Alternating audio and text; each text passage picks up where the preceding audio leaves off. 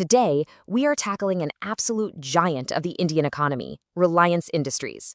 We're going to unpack their latest financials, figure out what's really driving their growth, and explore what it all means for you. Let's get right into it. To really wrap your head around the sheer scale of Reliance, let's just start with one number, 19 lakh crore rupees. That was its market cap back in January 2026. That's roughly 230 billion US dollars. This isn't just an Indian powerhouse. We are talking about a true global heavyweight. So, how do you even begin to analyze a company this big? Well, we've broken it down into 4 key parts. We'll start with a snapshot of the financials, then look at the engines of growth.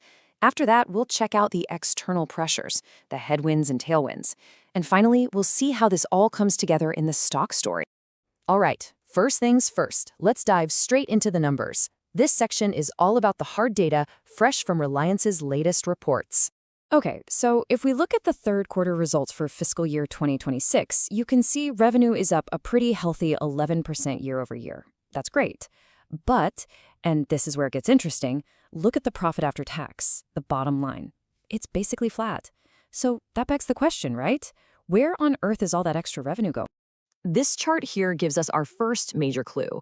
EBITDA, which is a key way to measure a company's real operating performance, well, it only grew by 6%. So what this is telling us is that even though more money is coming in the top, the costs of running the business are also going up, and that's eating away at the profits. We're going to get to why in just a minute.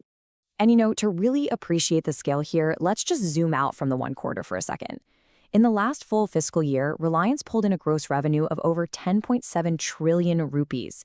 It's just a colossal operation. And to really understand it, you have to look at all the individual pieces. So let's do that now. Let's pop the hood on this conglomerate and see what's actually powering these results. It's time to look at the engines of growth. And of course, you have to start with Jio, the digital powerhouse. I mean, with a staggering 550 million subscribers, it was a massive part of that revenue growth we just saw. But it's not all clear skies ahead. There are new spectrum auctions coming up, and that likely means a huge increase in spending, which could definitely put a squeeze on profits down the road. Next up is Reliance Retail. Now, this part of the business is in the middle of an absolute brawl with giants like Amazon and Flipkart. Their whole strategy is this really interesting mix of old and new. They're using their massive network of physical stores and integrating it with their online platform, JioMart. It's a really crucial piece of their whole consumer-facing growth puzzle. Okay. And now let's talk about the traditional heart of Reliance, the oil-to-chemicals business. Remember that question we had about the flat profits? Well, this is pretty much the answer. With global crude oil prices dropping, the profit margins in this massive segment are getting squeezed. It's a huge reminder of just how exposed this part of the business is to what happens in the global markets. But looking to the future, Reliance is placing a massive bet on new energy. We're talking about a more than $10 billion investment in things like solar and green hydrogen. Now, this isn't a big profit driver just yet, but it sends a crystal clear signal about where the company sees itself going in the long run. So, we've had a good look inside the company. Now, let's step outside and see what external forces, the headwinds and the tailwinds, are really shaping Reliance's future. This slide really captures the 2 different worlds Reliance is living in right now.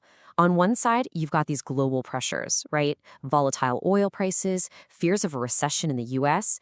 Those are major headwinds, especially for that O2C business.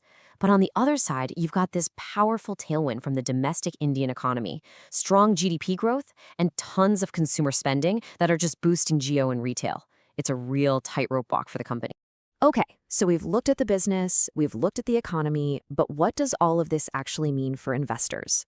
Let's connect the dots and get into the stock story. So in late January 2026, the stock was trading at about 1,400 rupees. Let's just use that as our starting point for this discussion.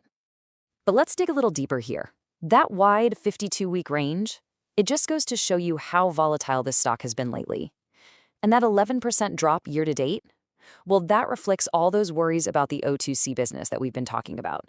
And yet, look at the PE ratio, around 24.7. That suggests that, despite all the current pressures, investors are still willing to pay a premium because they believe in that future growth. And this really is the central question for anyone looking at Reliance right now. On one hand, you have these fantastic high-growth consumer businesses in Jio and retail. But on the other, you have the traditional core of the company, that O2C business, which is clearly struggling. So, will the new engines of growth be powerful enough to carry the company forward?